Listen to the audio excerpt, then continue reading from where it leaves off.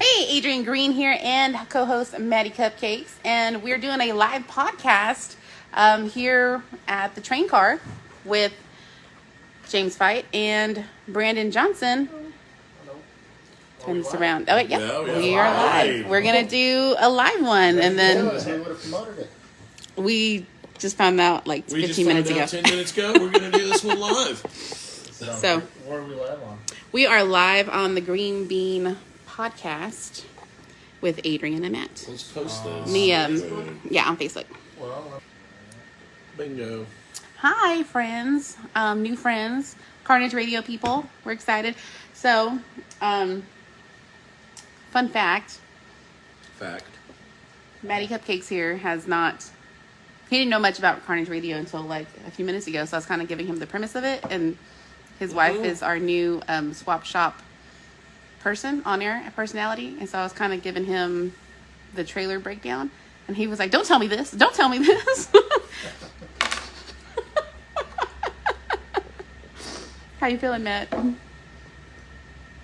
you have worries now?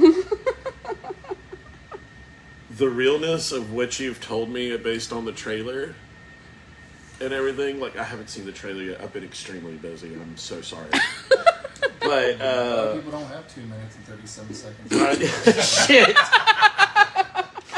But I had a half hour to watch Law and Order the other day.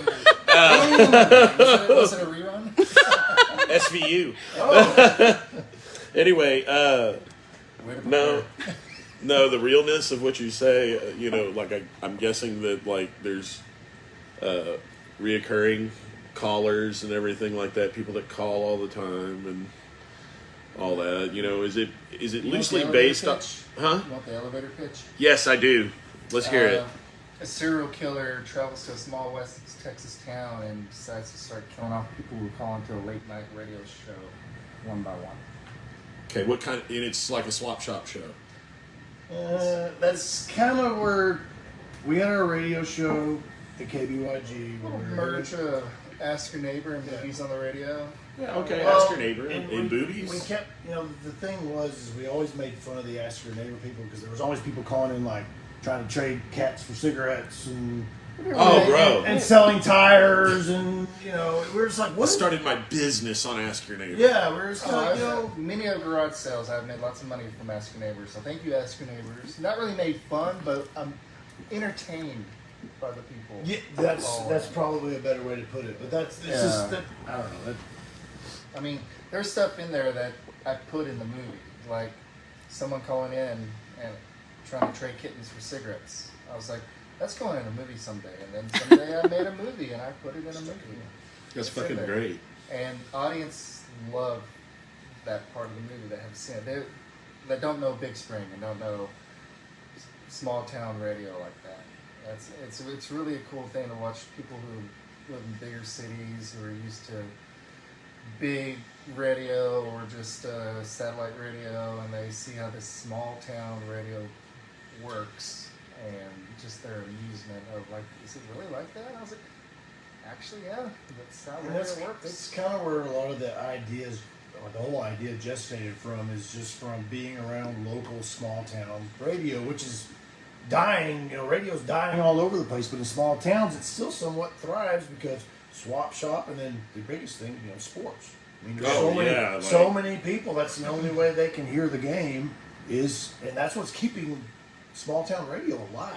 I mean, that guy on the tractor listening to the football game is the crowd for that. I didn't make the switch to like XM until I got this my new to me truck, and it came with like an XM membership or whatever, and it's not ran out yet. And I fought it, and one of our really good friends was a radio DJ over in Midland. I fought it until they finally went corporate at that radio station, and I was just like, I'm good. I don't need to listen to the same playlist over and over every day. Yeah. And then when my wife started working over here as a radio DJ and the host of the swap shop, and then she now does the country show in the afternoon,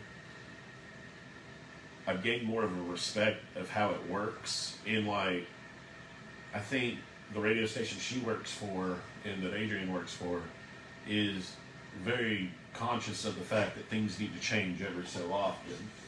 So we try and or they try and switch it up. You know, like, I mean, yeah, they have their runs, but they run the classics, man. I mean, like, I can tell you for a fact during the morning country show, everything is handpicked by Mark, who shout out Mark, was our last episode we shot, and he has taken a great pride in radio. Like what we were talking about earlier was, and I want to get back to that real quick, was your love of radio. Yeah. And everything growing up, and that's how, you know, some of this came about, you know, and like how you've been here, done that, and you've switched around and you've seen all that. I would love to hear more about that. Well, it's the radio thing. It was, I mean, I can remember when I figured out you could, if you got a headphone and plugged it into the microphone on your boombox, it was all of a sudden a microphone. Yep. You know, I was like, when I learned that, I'm like, ooh, I could play a radio station all day long. Because you could do it where you hit record, and then, especially when you got the double cassettes, because you have your recording cassette, and then I'd plug in the deal, I'd be like, hey, I'm and I'd be recording it, and then I'd hit play and go, here's Wham, blah, blah, blah, you know, which goes back that far. But what led us to all this was I worked at KBST when I was in high school, and when David Wrinkle owned the station. It was a bright, wonderful time. And then I went from there, and I went to KBYG and did some stuff there when I was in high school till they threw us off the air and told us to never come back. And then it was, kind of away from radio for a while. And then my friend John bought KBYG, and we had a film society going at that time. We were doing outdoor movie screenings and all this other stuff. And he basically just said, well, what can I do to help you? I said, just give me free reign of your station to do whatever I want. He said, done. And so it was like a dream come true. I mean, there was no money at all involved, but it was all love and passion for the whole thing. But so we started movies on the radio because I am a soundtrack snob, as he likes to say. But I've been listening to the music in the movies since I could walk. And so we started doing all that, and then it went from being just playing soundtracks. Then James came in, which we've lived in the same town almost our whole lives, and we found each other when we were like, 35? Sounds like a romantic. Well, it's not romantic. A rom-com. When you live in a small town, finding especially serendipity. Finding creative people is not that easy, because where we are, which there's nothing wrong with where we are, but the creative people are few and far between. Well, we have to work regular jobs to support the lifestyle we live. I mean, we realize that with what we do as comedians and stuff and podcasters. I mean, we work for like in the negative most of the time. Well, and when James and I we didn't know each other at all, but we just all right, let's just start going to eat at Pizza Hut. So we go sit down at Pizza Hut, and we sit down, and and then so he came into the radio show. And so movies on the radio became not just soundtracks; it became us all screaming and arguing on the air about when a guy came in and told us how awful he thought Blade Runner was. It turned into a bloodbath. And then I can remember another time when I played the David Bowie song from Labyrinth, the Jim Henson, George Lucas thing, Labyrinth. I got into such a heated argument with a guy. I literally made him go outside. It was like, it used to get it got pretty crazy in there. So how close was it to the movie Airheads, your experience in radio?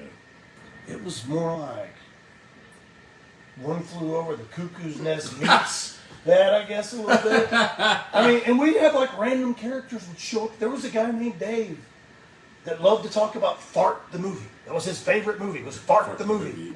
And we would look, and it was weird because he was like those twins like in The Shining.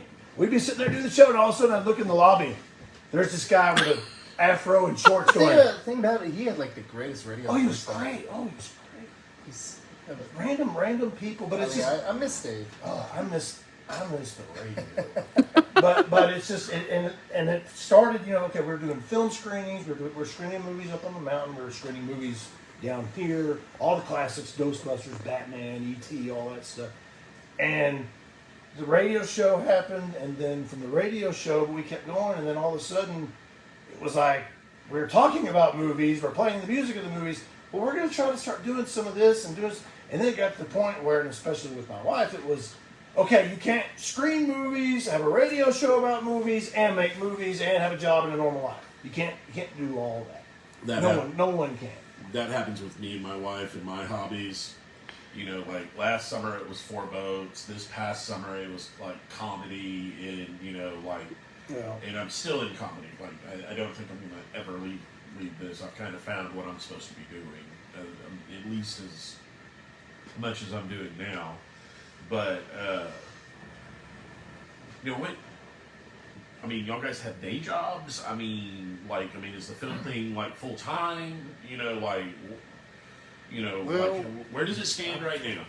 For me, it's film isn't full time, but video production is. It's my business. Okay. I did have a full time job. For many years, I did IT. I was an IT manager for the oil field. I made good money, but on the side, I was making short films. I was doing commercials. I was doing music video. I was making money on the side doing commercials and music videos, and it got to a point where I was making as much money on the side doing that as I was doing IT for the oil field. In the oil field, they don't appreciate IT guys at all. No. As long as everything's working, you get no compliments, but it's when it breaks, they yell at you, and they forget to give you raises. They forget to give you this. They're like, go back to your dark room. Yeah, and it was like, I got to a point where I was like, you know what, screw this. Why don't I just do this full time?